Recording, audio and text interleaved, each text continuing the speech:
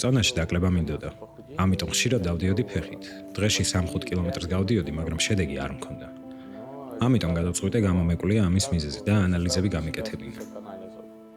მეგობრებმა მირჩიეს ენდოკრინოლოგი ეკატერინა ენაშვილთან მისულიყავი, რომელსაც დიდი გამოცდილება აქვს ისეთი პრობლემების მოგვარებაში, რომელიც მე მაწუხებდა. პაციენტმა პირველად მომართა 1 წლის წინ, უჩიოდა პერიოდულად მხედველობის ბუნდოვანებას და ასევე თავის ტკივილს.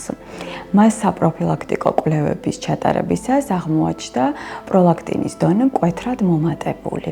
და ამის შემდგომ უკვე გავაღრმავეთ კვლევა, ჩატარდა მაგნიტურეზონანსული ტომოგრაფია თავის ტვინის და დადგინდა დიაგნოზი ჰიპოფიზის ადენომა, კერძოდ პროლაქტინომა. შეფასდა ყოველ მხრივ და ერთპიროვნულად გადაწყდა, რომ დანიშნული იყო მედიკამენტური მკურნალობა. 1 თვის შემდგომ უკვე განახევრებული ჰქონდა პროლაქტინის დონე სისხლში, პაციენტიც თავს გრძნობდა უკეთესად, თუმცა უკვე წამოიჭრა მეორე სერიოზული პრობლემა.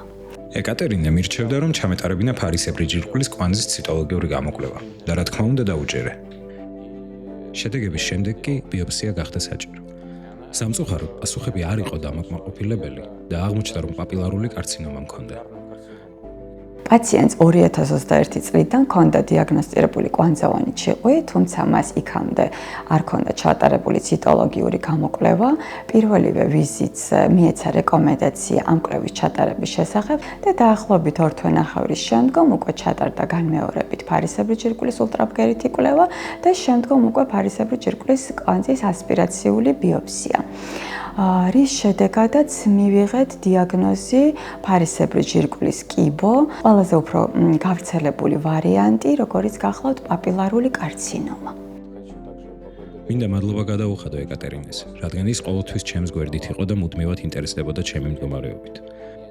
მსგავსი კეთილგანწყობა ექიმისგან არასდროს მიგრძნია, რისთვისაც ძალიან მადლიერი ვარ.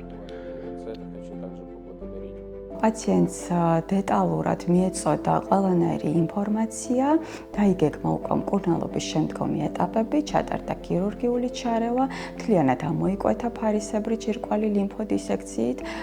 ამჟამად უკვე პაციენტი სრულიად გათავისუფლებული არის, ასე ვთქვათ, კიბოს დიაგნოზისგან.